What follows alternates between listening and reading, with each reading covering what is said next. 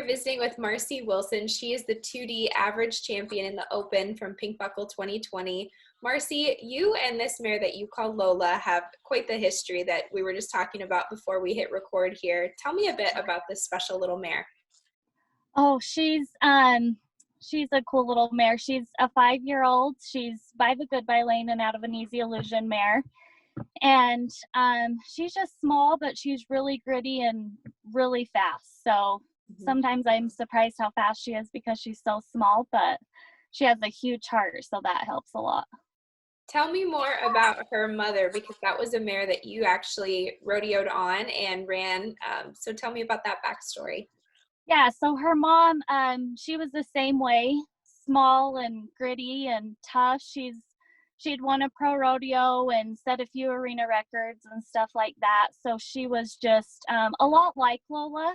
Lola's more easygoing than her mom was, but they have a ton of the same traits. Like, it was funny because when I started running her, I'd had people just come up to me and be like, oh my heck, she's her mom to a T. So it's kind of been fun. I feel like I have another chance with her mom almost, like some things I did different and stuff like that. So it's almost like I got a second chance with her mom. And there's such a backstory there too, even when Lola was just a few months old. Oh yeah, so when she was a couple months old, her mom actually died. She colicked and died. And we ran all of our brood mares together, and we just left Lola out there with the other mares, and we had a couple older mares that just kind of took her in and let her nurse off of them. So it was super lucky. We didn't have to really do much with her. We didn't have to bottle feed or anything because those mares just took care of her. So it was pretty unique, but we were lucky that that happened. Tell me about your preparation process as you got ready for this event. This is a mare that you ran in maturity and then rolled your time to the Open. So how did you peak her and get her primed for the Pink Buckle?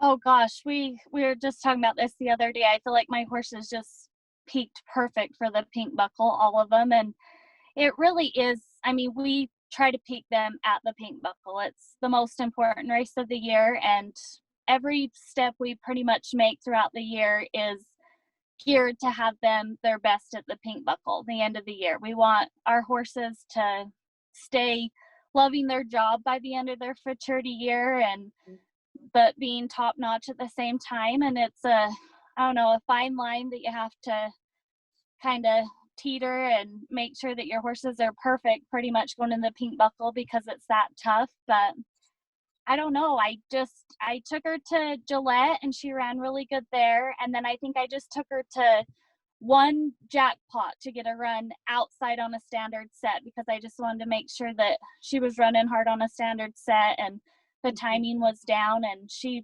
worked awesome when I went there, and I had all the confidence in the world on her going into the Pink Buckle. So it was good. I want to learn more about you as a competitor, Marci, because you are deadly at pro rodeos, you're deadly in the futurities, and you're always a threat at the big open barrel races. Tell me a bit about your background and what you attribute that mental toughness to. Oh gosh, I don't know if I'm that mental tough, but I don't know. I think I've just been doing it for so long, and I do give it a little bit more. I feel like it when the money's on the line. I do feel like I can step up and maybe ride a little bit tougher, a little bit more aggressive. And I don't know, when it's all over, I just like to take the deep breath because it is very nerve-wracking. And it's funny because Dina did that little bit on being nervous. And I am probably one of the most nervous people before like we get going, but I feel like my nerves leave once I get on my horse. Like, it's like, okay, I got this. It's going to be okay. You know, everything's going to go good. What's the worst thing that could happen? You know? So I just think that, I don't know. You just have to just imagine that it's going to be, you know, prepare yourself that it's going to be good. And if it's not, it's fine. And you go on to the next one. Very well said. You balance not only your horse program, but also being a mom. Tell me about finding harmony between those two passions. Oh gosh, my little girls are so much fun, and it's getting really fun because my little girl Sire, she's 5, and she's getting old enough to where she can kind of come ride with me some, and so that's a lot of fun. And my little girl River, she's 1, and she's just all over the place. She's wants to be in with the horses. She'll walk right behind them, so we have to watch them really close. But my mom and dad helped me a ton. If it wasn't for them, I definitely wouldn't be able to do what I'm doing. And they helped me with the horses, the kids. I mean, they're as much involved in this as I am. So if it wasn't for them, I definitely could not do what I'm doing right now. Very well said. My final question for you is, being that Lola is a 5-year-old, what is your hope for her as you guys continue your career together?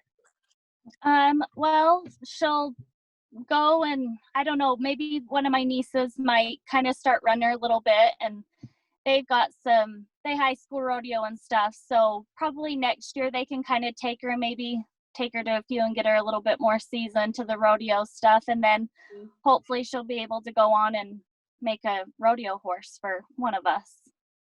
Very cool. And it's so fun that you guys do this as a family, and that you ride them, your sister rides them, your nieces ride them. We love seeing what the Jarvis Wilson clan always shows up with at the Pink Buckle and the Ruby Buckle events. So Marci, thank you so much for your time. Congratulations on a great Pink Buckle.